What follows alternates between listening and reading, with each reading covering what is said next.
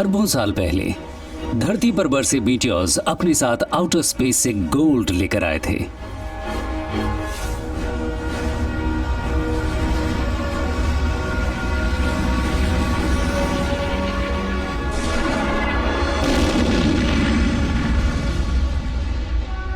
और यहां जो पीछे छूट गया वो जमीन में दफन रहा।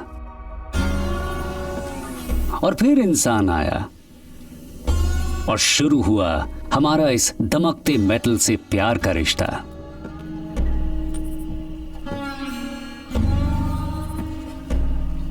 एक 165 साल पहले ग्रेट गोल्ड रश के 49ers को जरा सी परवाह नहीं थी कि गोल्ड आता कहां से है। वो तो दीवाने थे उस अमेरिकन ड्रीम के कि गोल्ड उनको अमीर बना सकता है, लेकिन उन्हें यह नहीं पता था कि उनके पैरों के नीचे ही मौजूद था बेशुमार गोल्ड, उनकी हर सोच से कहीं ज्यादा तादाद में। बस वो उन्हें दिख नहीं रहा था। लेकिन अब हालात बदल चुके हैं। आप माइंड नहीं कर सकते, प्रोसेस नहीं कर सकते जब तक आप इसे ढूंढे ना। तो पहला स्टेप है ये पता लगाना कि ये है कहां। हम सरफेस की सारी रॉक्स छान चुके हैं, उसमें ढूंढ चुके हैं, ड्रिल कर चुके हैं, और हमें और गहराई में ढूंढना होगा, तभी हम उसे ढूंढ पाएंगे। बस आज प्रोस्पेक्टर के साधन बदल चुके हैं। खच्चर की जगह हेलीकॉप्टर ने ले ली है, लेकिन खोज वही है। क्या यहाँ पर गोल्ड है? हाँ, आपसे मिलकर अच्छा लगा। हाँ, आपसे भी। The answer is always yes, लेकिन क्वेश्चन है यहाँ कितना गोल्ड है। जिसने भी यहाँ कोई रॉक ली है उसे गोल्ड मिला है, पर थोड़े से मॉलिक्यूल्स, और इनसे आपको ज्यादा पैसा नहीं मिलता है। अमेरिका में नॉर्थ ईस्टर्न नेवाडा में आज भी सबसे बड़ा गोल्ड बेरिंग डिपॉजिट है। एरिया के मैप्स है आपके पास? हाँ है। बैरिक गोल्ड के जेरेड टाउनसन ने हिसाब लगाया है कि खोज कहां करनी है। ये देखिए। और उनके फेलो जियोफिजिसिस्ट जियोटेक के जेफ प्लास्टो तलाश में निकले हैं।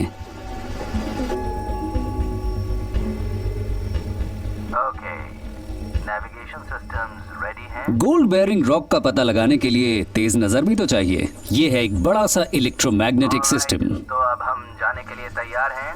आसमान में एक बड़ा सा मेटल डिटेक्टर ये सिग्नल्स छोड़ता है जो सरफेस के हजारों फुट नीचे मैग्नेटाइज सैंड और उससे जुड़े स्ट्रक्चर्स का पता लगा सकते हैं। यही वो सैंड है जिसमें कभी कभी गोल्ड मिल सकता है। हालांकि ये तरीका खर्चीला और काफी वक्त खपाने वाला है, पर यह एरियल एक्सप्लोरेशन की सर्च को नैरो डाउन कर सकता है। वैसे 49ers की तरह इसमें भी कोई गारंटी नहीं है।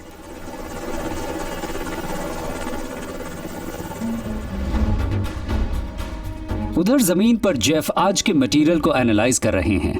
अब हम इसके डेप्थ की मैपिंग कर रहे हैं। ओके, ये शायद और नीचे हमारे टारगेट डेप्थ की तरफ है।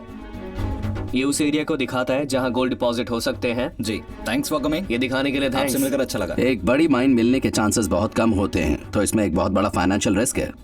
हर 1000 प्रोस्पेक्ट्स में से कोई एक आधी माइन निकलती है। नए डिपॉजिट की हमारी खोज बराबर चलती रहती है। हम कभी रुकते नहीं। रोजाना उठकर उसे खोजने के अपने इस काम में हम जुट जाते हैं। गोल्ड में ऐसा क्या है जो हमें इसकी खोज में इतना दूर तक ले जाता है? It's a symbol of wealth, symbol है स्टेटस का, it's a symbol of importance. जिसके पास गोल्ड है वो रूल बनाता है। 1375 में स्पेन के मैप मेकर्स उस वक्त तक दिखी दुनिया का मैप तैयार कर रहे थे। नॉर्थ अफ्रीका के मैप में उन्होंने एक आदमी की तस्वीर बनाई जिसके पास रुतबा यानी किसी दूसरे के मुकाबले ज्यादा गोल्ड था, और वो ही सारे रूल्स बनाता था।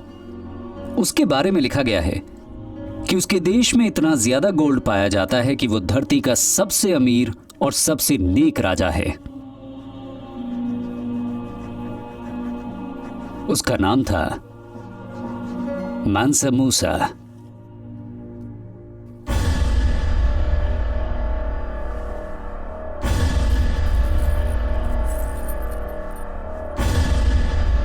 (1312) में सत्ता संभालने पर उसे विरासत में बहुत सारे खिताब मिले। King of kings, lion of Mali, और शायद उनमें सबसे अहम था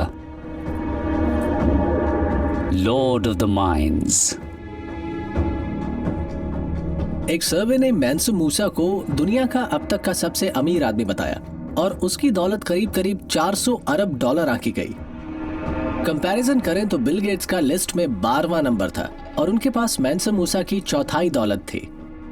मैंसो मूसा हिस्ट्री के कमाल के कैरेक्टर्स में से एक थे, लेकिन हमने उनके बारे में सुना तक नहीं। मूसा विशाल अफ्रीकन साम्राज्य पर राज करता था। अगर हम माली एम्पायर को देखें, वो दुनिया में उस वक्त जाने गए गोल्ड का सबसे बड़ा रिसोर्स था।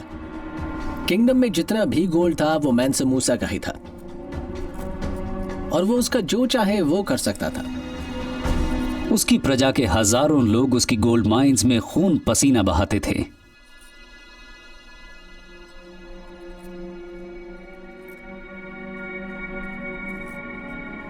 आज के जमाने में मैंसो मूसा की ताकत का अंदाजा लगा पाना वाकई बहुत मुश्किल है। अपने एम्पायर के हर आदमी की जिंदगी और मौत उसके हाथों में थी।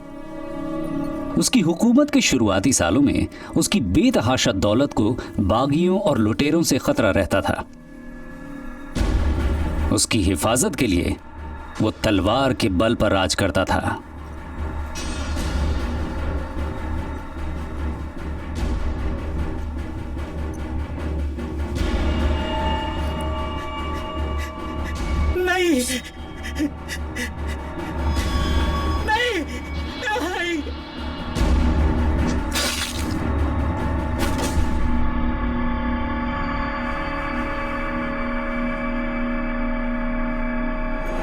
ज्यादा नाजुक बनकर एम्पायर पर राज नहीं किया जा सकता। मैंसो मूसा के मुताबिक माली एम्पायर में किसी तरह की गलती की गुंजाइश नहीं थी।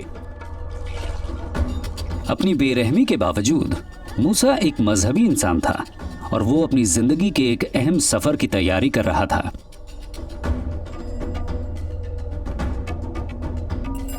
हज के लिए मक्का जाना हर काबिल मुसलमान का एक पाक फर्ज होता है, लेकिन उसके हज पर जाने के पीछे एक खास वजह भी थी। स्पेन। अर्ली 1980s में बिजनेसमैन मार्क नेथनसन अपनी लाइब्रेरी में बैठे हुए थे। उन पर मैंसो मूसा की गोल्ड माइंस का जुनून सवार था। गोल्ड के इस जुनून के चलते नेथनसन खजाने की खोज में जुटे रहते थे। अचानक उनके हाथ लगता है मूसा एम्पायर का एक 300 साल पुराना मैप और गोल्ड के भूले बिसरे गुमशुदा शहर ओफिर का नाम। उन्हें यकीन था कि मैंसो मूसा और ओफिर में कोई ना कोई कनेक्शन जरूर है। और वो सोचने लगे कि वो गोल्ड माइंस कहाँ हैं, उनका क्या हुआ। नॉवेल्स में गोल्ड की इस तरह न जाने कितनी खोजें हुई हैं। फिर किसी को कोई मैप मिला, एक ट्रेजर मैप, और शुरू हुई खोज। नेथनसन ने माली का रुख किया। खजाने के मैप का लालच काबू से बाहर था।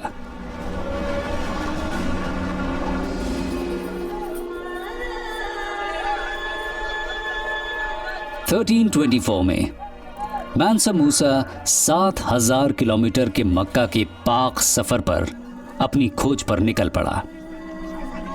मुझे पक्का यकीन है कि वो जर्नी सिर्फ अपनी स्पिरिचुअल तसल्ली के लिए बिल्कुल नहीं थी।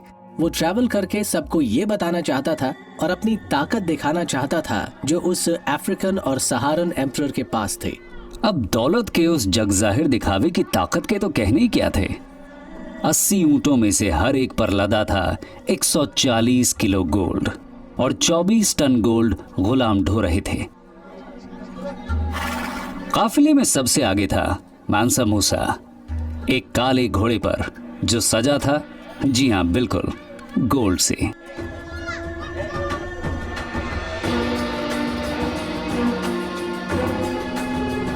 सैनिक, नौकर, गुलाम सब मिलाकर 72,000। सहारा के जोखिम भरे रेगिस्तान की झुलसती गर्मी में वो वाकई एक लंबा सफर था। जहां गर्मियों में टेम्परेचर 49 डिग्री सेल्सियस तक पहुंच जाता था, तो वहीं सर्दी में 0 से नीचे चला जाता था। सहारा बहुत ही बड़ा है और अगर हम यूनाइटेड स्टेट्स ऑफ अमेरिका के 48 स्टेट्स के एरिया को सहारा से कंपेयर करें तो वो पूरी तरह उसमें समा जाएगा और इसके बाद भी बहुत सी जगह बच जाएगी।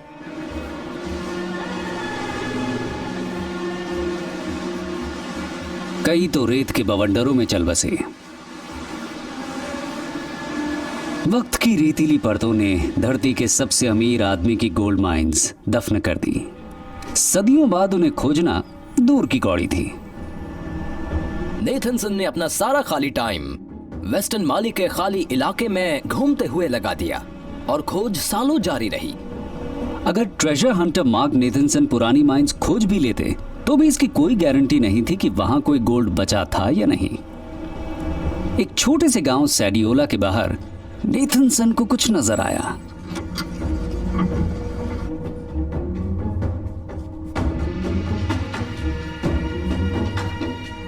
क्या उन्हें आखिरकार गोल्ड की उन मशहूर माइंस में से एक मिल गई थी जिसने सदियों पहले मानसा मूसा को अब तक का सबसे अमीर इंसान बनाया था?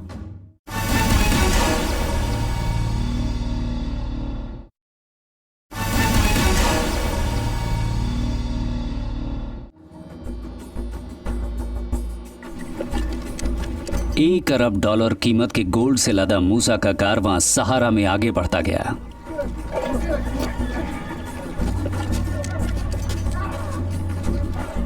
हर पड़ाव पर उसके सैनिक बीमारों और गरीबों को गोल्ड डस्ट बांटते। इसके जरिए उसने लोगों के दिलों में जगह बनाई, रुतबा पाने की अपनी ख्वाहिश पूरी की और इतिहास में अपनी जगह बनाई। हर शुक्रवार यानी मुसलमानों के पाक दिन मानसा मूसा एक नई मस्जिद खड़ी करने के लिए काफी गोल्ड छोड़ जाता।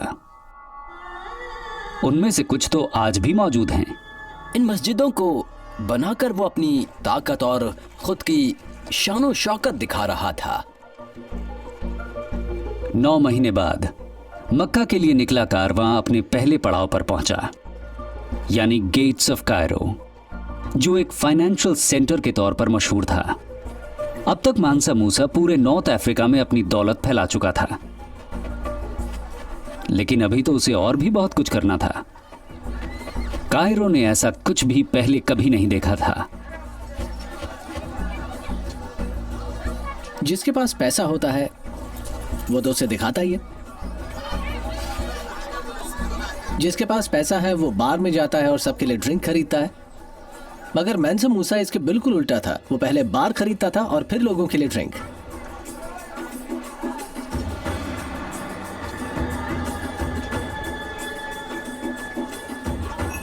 मानसा मूसा ने 3 महीने दुनिया में मशहूर कायरो के बाजारों में खरीदारी करते हुए बिताए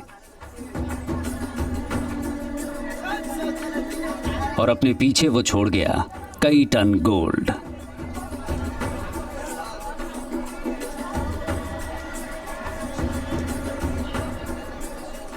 शहर से निकलते वक्त मानसा मूसा दुनिया ही बदल चुका था। मानसा मूसा ने गोल्ड की शक्ल में इतना पैसा बहाया कि उसकी वैल्यू तकरीबन 1/4 कम हो गई। हिस्ट्री में यही वो वक्त था जब किसी इंसान के गोल्ड खर्च करने से 10 साल से ज्यादा वक्त की किसी रीजन की करेंसी की कीमत घटी थी। गुम हुई गोल्ड माइंस को खोजने के जुनून में सालों वेस्ट अफ्रीका की खाक छानने के बाद शायद बिजनेसमैन मार्क नेथनसन आखिरकार गोल्ड तक पहुंच गए थे। सैडियोला गांव के बाहर उनके ट्रांसलेटर ने गांव के एक बुजुर्ग से पहाड़ी में एक सुरंग के बारे में पूछा। उसने उसे बताया कि यह कभी गोल्ड माइन हुआ करती थी, पर अब इसे ऐसे ही छोड़ दिया गया है। उनके पूर्वजों ने उसके लिए सदियों काम किया था।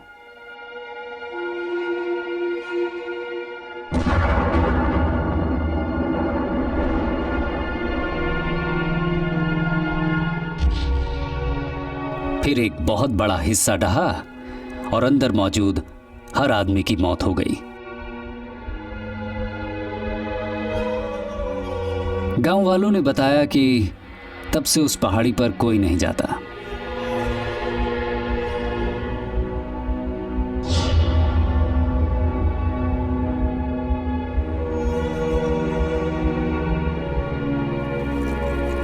एक एंशिएंट माइन जो सदियों से अनटच्ड रही है। नेथनसन कुछ नहीं बोले। अपोलो, समझते ने। गोल्ड की खोज में सीक्रेसी सबसे जरूरी चीज होती है। तो नेथनसन ने उस जमीन के बहुत बड़े एरिया पर दांव लगाया। वो बहुत सावधानी बरत रहे थे। उन्होंने ये जानबूझकर अपनी इंटेंशन छुपाने के लिए किया।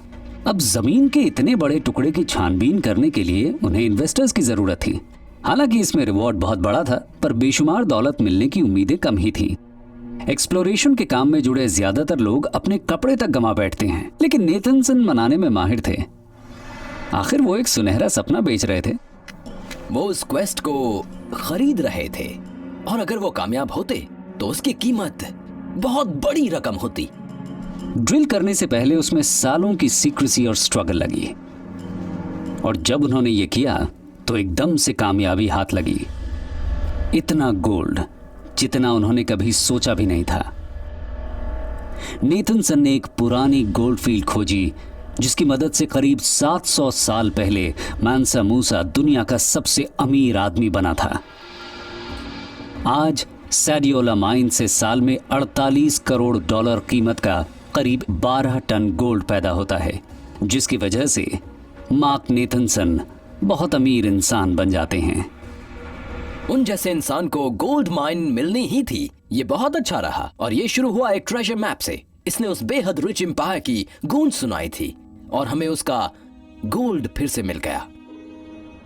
गोल्ड की अपनी भूख शांत करने के लिए हम पहाड़ों तक को तोड़ देते हैं।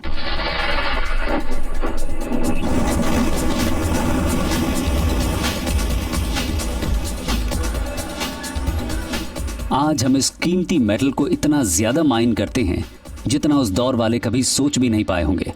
नॉर्थ ईस्टर्न नेवाडा में गोल्ड स्ट्राइक यूएस की दूसरी सबसे बड़ी गोल्ड माइन है। ये उस बैरिक गोल्ड का हिस्सा है जो दुनिया की सबसे बड़ी गोल्ड माइनिंग कंपनी है। गोल्ड स्ट्राइक की 2 माइंस हैं, एक जमीन के नीचे और एक बड़ा ओपन पिट। 80 मीटर में फैला और करीब 450 मीटर गहरा, यानी एम्पायर स्टेट बिल्डिंग की ऊंचाई से भी ज्यादा गहरा। गोल्ड स्ट्राइक पिट में सारा गोल्ड माइक्रोस्कोपिक है। पिट में नीचे जाने पर ये एकदम ब्लैक रॉक जैसा दिखाई देता है, पर ये गोल्ड कभी आंखों से दिखाई नहीं देता। ये सारा माइक्रोस्कोपिक होता है। हमें ये गोल्ड ब्लास्ट होल ड्रिलिंग से मिलता है।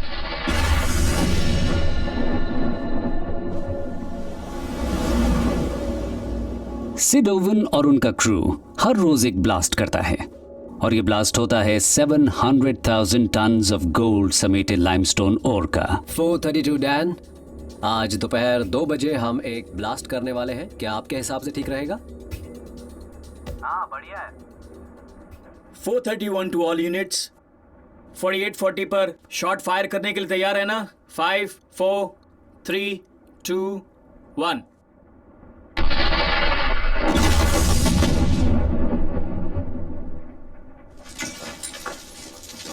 700,000 टन्स की पल्वराइज्ड रॉक। हर एक टन ओर से महज 3 ग्राम गोल्ड मिलने की उम्मीद रहती है। गोल्ड का एक बार बनाने में बहुत बड़ी रॉक लगती है। लाखों टन पत्थरों से बनता है गोल्ड का एक बार। जब आप अर्थ की सरफेस से गोल्ड माइन न कर पाते हो तो इसकी खोज लोगों को जमीन के नीचे ले जाती है। क्या हम रेडी हैं? या नेवाडा में एल्को के पास मंक के गोल्ड स्ट्राइक कॉम्प्लेक्स में टन्स ऑफ गोल्ड है, जिस तक ओपन पिट माइनिंग से पहुंचा नहीं जा सकता है। इसलिए माइनर्स जमीन के नीचे जाते हैं। ओके, नीचे उतारो इसे। और ये कहीं ज्यादा महंगा और खतरनाक काम है।